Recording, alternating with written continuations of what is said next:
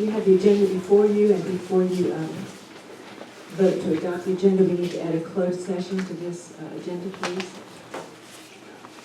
Anything else? And a motion to adopt the agenda as amended. So moved. Second? Second. Those in favor? 5 in favor and none opposed. Tonight we have a presentation to the council from a Montreat College student, and Martha is going to introduce him.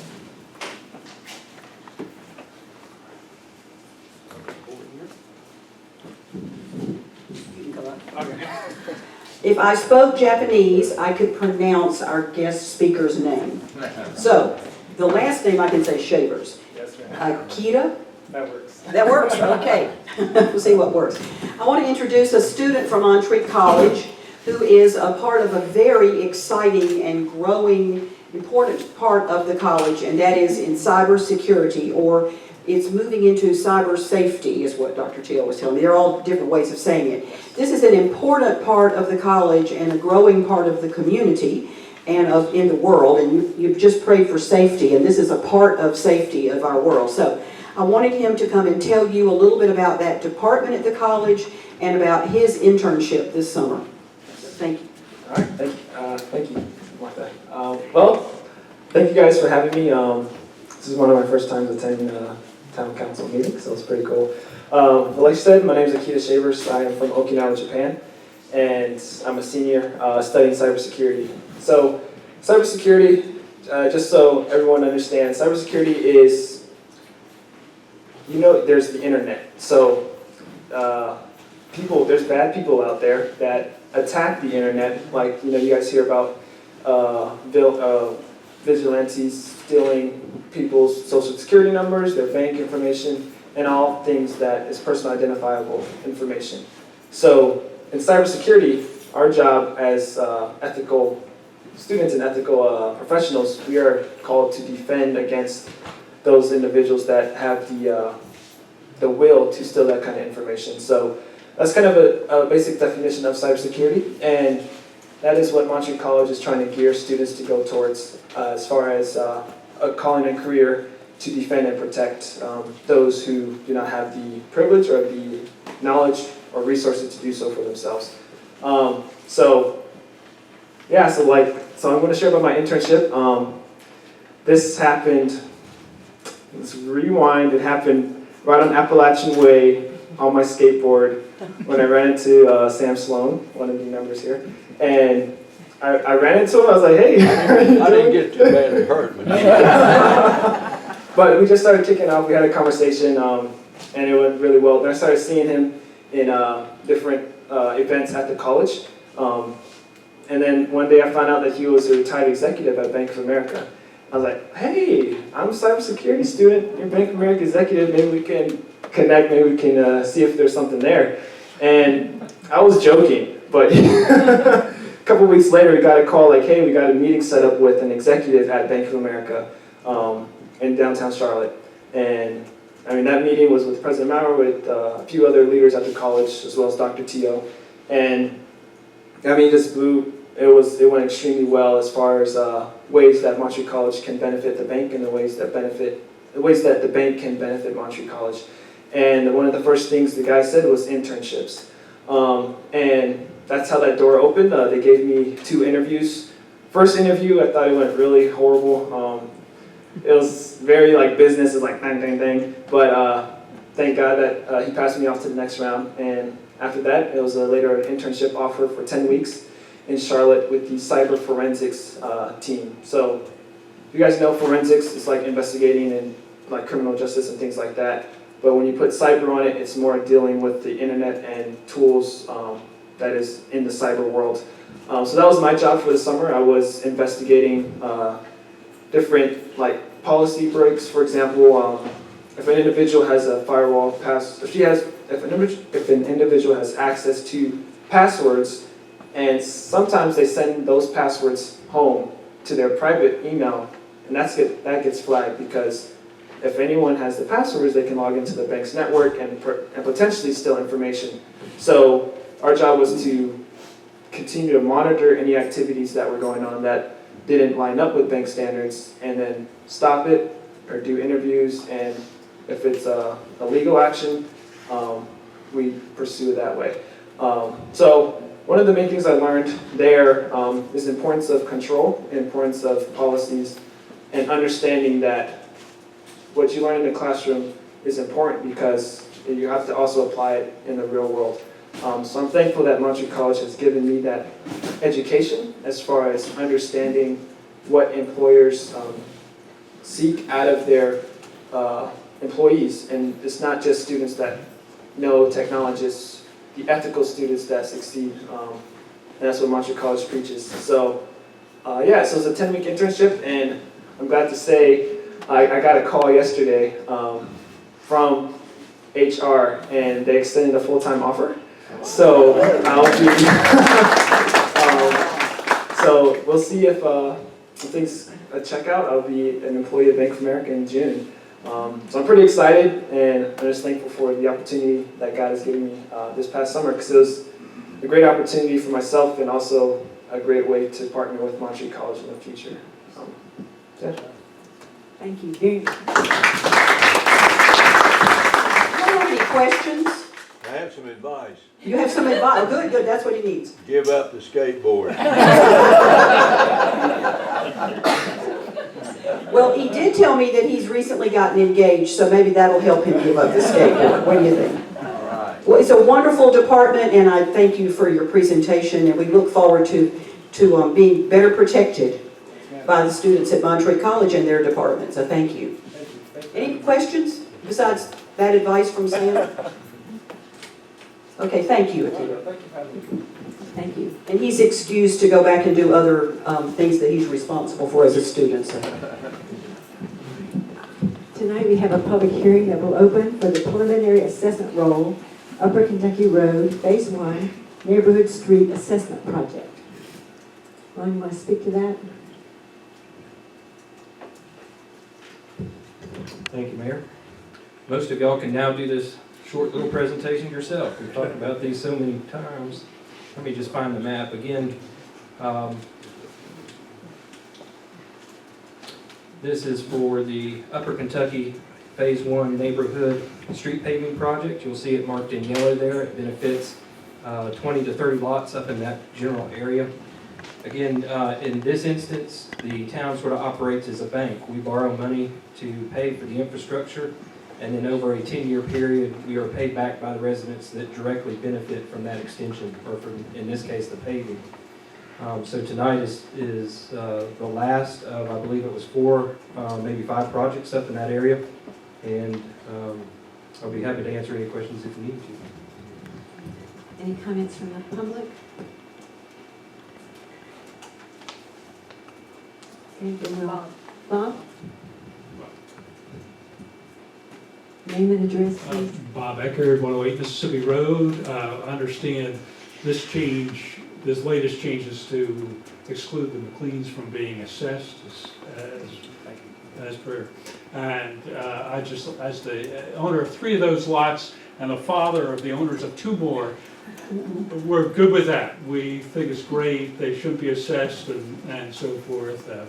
And I'd like to thank the council for all the work they put into this, and Martha Campbell for making sure we were good with that, and all those good things. We appreciate it. We're good to go. We look forward to this being done.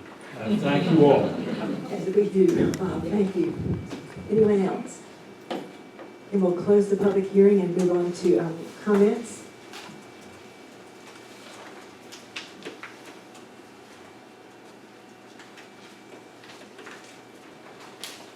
We have 2 letters I'd like to share with you tonight. One is from Richard DuBose and Carol Steele. It's addressed to Ron, but our police and public works are very involved in this as well. We are writing to express deep appreciation for the assistance you and your colleagues provided to Montreat Conference Center during our recent teach-in, Dr. King's Unfinished Agenda. Originally planned as a conference for 200, its numbers grew steadily over the summer, and as you know, required your help in the final planning.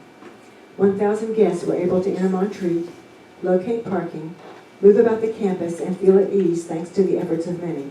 Your support played an important role in helping not only our guests, but also our staff focus on the work at hand.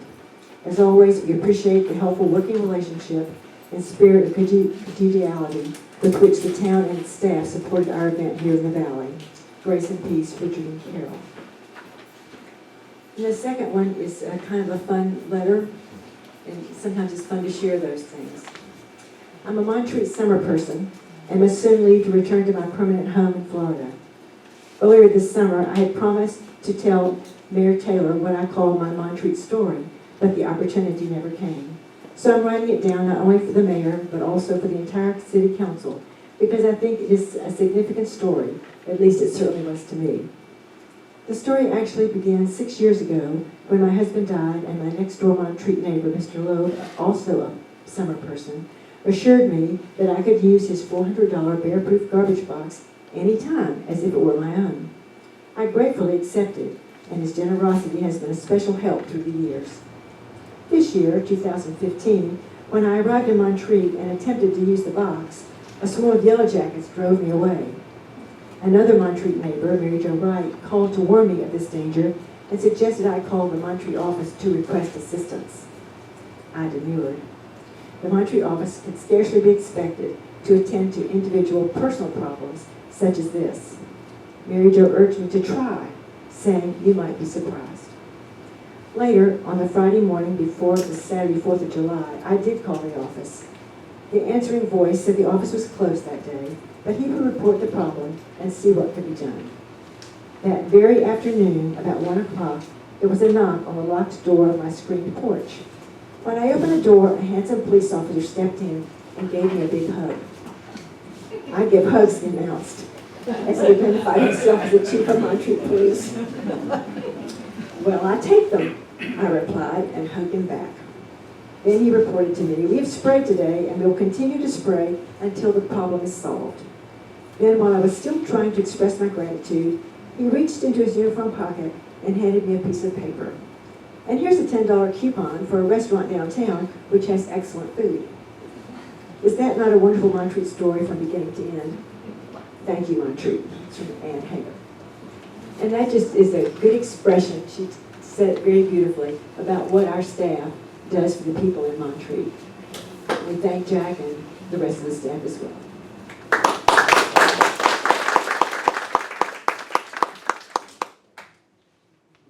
I have a little general statutes to tell you about. There's been some discussion in the community about the commissioner voting. So I want to take the time to correct the misinformation that seems to be floating around the community. First, let me say every elected individual in the state of North Carolina must take an ethics course and pass a test on that material each time they're elected. So General Statute 160A-75 says, no member shall be excused from voting except upon matters involving consideration of the member's own financial interest or official conduct, or on matters which the member is prohibited from voting under General Statute 14234, 160A 381 or 160A 388. In all other cases, a failure to vote by a member who is physically present in the council chamber or who has withdrawn without being excused by a majority vote of the remaining members present shall be recorded as an affirmative vote. The question of the compensation and allowances of members of the council is not a matter involving a member's own financial interest or official conduct. An affirmative vote equal to a majority of all the members of the council not excused from voting on a question issue, including the mayor's vote in case of an equal division, shall be required to adopt an ordinance, take any action having the effect of an ordinance, authorize or commit the expenditures of public funds, and make, ratify, or authorize any contract on behalf of the city. In addition, no ordinance nor any action having the effect of any ordinance may be finally adopted on the date which is introduced, except by affirmative vote equal to or greater than 2/3 of all the actual membership of the council, excluding vacant seats and not including the mayor, unless the mayor has the right to vote on all questions for the council. Our own rules of procedure, it's in Rule 21, duty to vote, says, every member must vote unless excused by the remaining members according to law. A member who wishes to be excused from voting shall so inform the presiding officer, who shall take a vote of the remaining members. No member shall be excused from voting except on matters involving the consideration of his or her own financial interest or official conduct. In all other cases, a failure to vote by a member who is physically present in the meeting room or who has withdrawn without being excused by a majority vote of the remaining members present shall be recorded as an affirmative vote. For example, if a commissioner or a member whose family is entering into a contract with the town, that would be an instance where they could ask to be excused from voting. So when we had the Woodland Road project, we had a seated commissioner who lived on Woodland Road, but he was required to vote on all the votes that were needed for that because it did not personally affect his finances.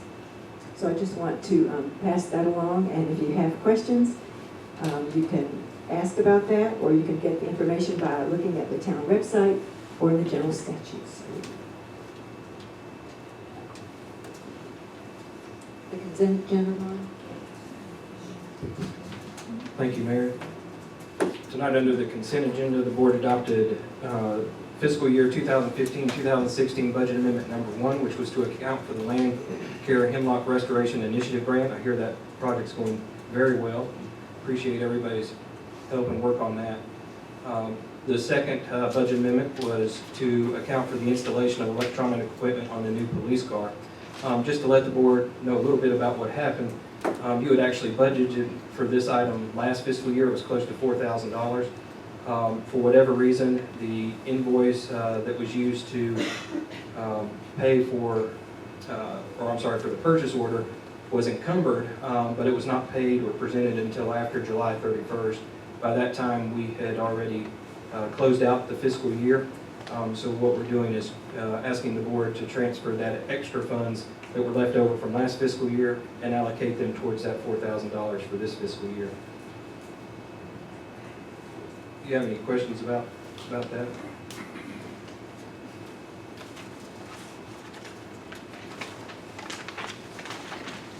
Just have a few items to update you on. In your package, you'll find the monthly update from KCI, our engineering group.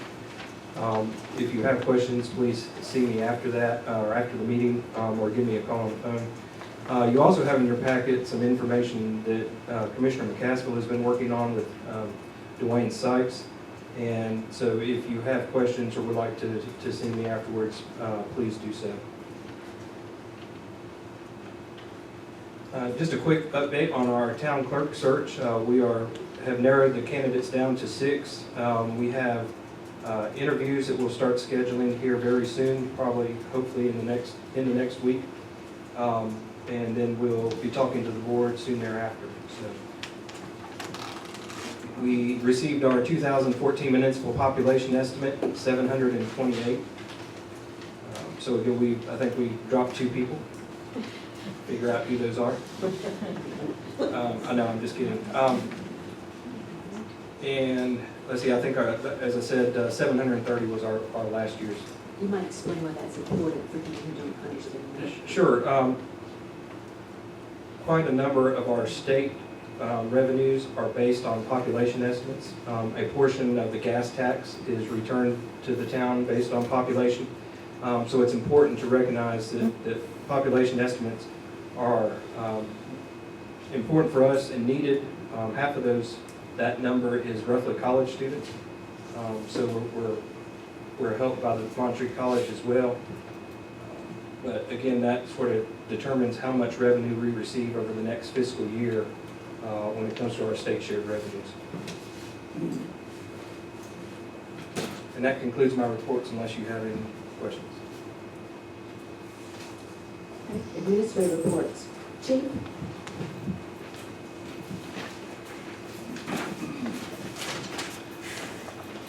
I walk around too much for that. Everybody should be able to hear me. I want to clarify the bee story. I don't like bees. They don't like me. Bill, I had called Bill.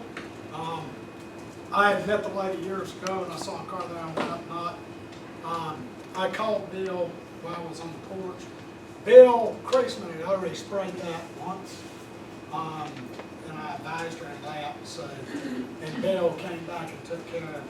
The last time I dealt with bees, I got stung 9 times. And I'm not allergic, but I don't mess with bees. That was the bill with the street department and Mike Harris that took care of the bees. Our monthly report, as I said, it's on our website under police. On our monthly, I don't do the stats, but I do have, we had an increase in fire and EMS calls. The town had 395 service calls, MRA was 159, the college was 30. I want to talk a little bit, since it took about a year out of my life, on the MLK.